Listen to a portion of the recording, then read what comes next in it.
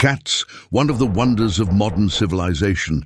They are adored, scratched behind the ear, and recorded on video. People show them off to their friends. They bring coziness and joy to every home. And if you can't have your own cat just yet, you can always find millions of pictures and videos of cats on the internet. They are sure to make any day better. In our time, there are many countries where cats are treated with special care. For example, in Turkey, people go out of their way to protect stray cats, feed them, and even build houses for them. Due to this special attitude toward furry friends, the old capital of Turkey is sometimes called Catstanbul. The main supplier of the cutest and funniest cats on the internet has become Japan. We owe its residents thanks for preserving the mental health of people around the world. But what about the past?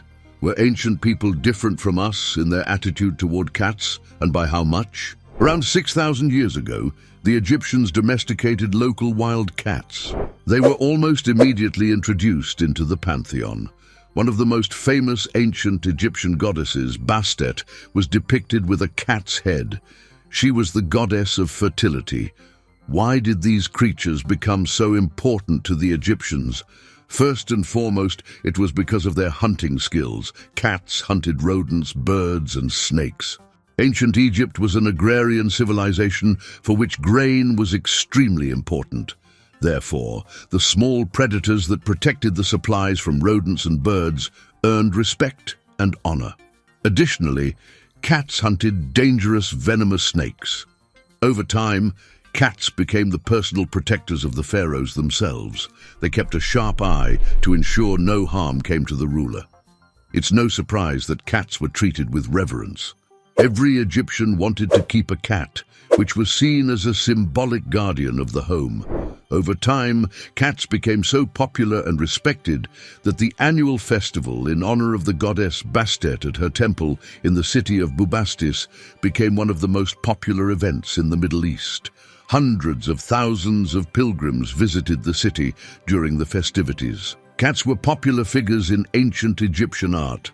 Their images are found on frescoes, reliefs, statues, and even on amulets. In many depictions, cats are shown next to women and children, illustrating their role in domestic life and as protectors. No effort was spared to save a cat.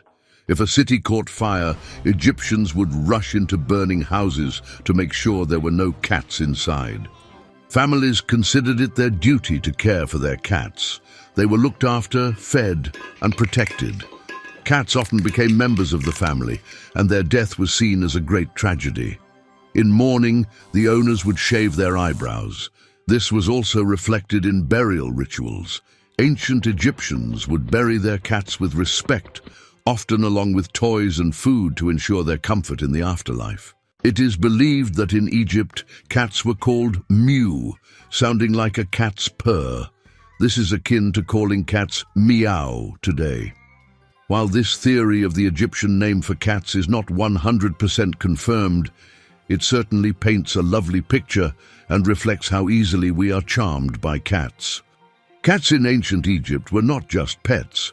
They were an important part of the culture, mythology, and daily life. Their role as protectors of the home and symbols of divine order continued for millennia. Today, cats remain among the most popular pets in the world. Their image continues to inspire artists and writers and has become a symbol of coziness and love. We can see how traditions related to cats still exist in our lives, and how these animals continue to hold an important place in people's hearts.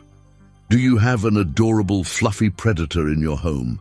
If you enjoyed this video, make sure to subscribe to the channel so you don't miss our new and exciting history videos.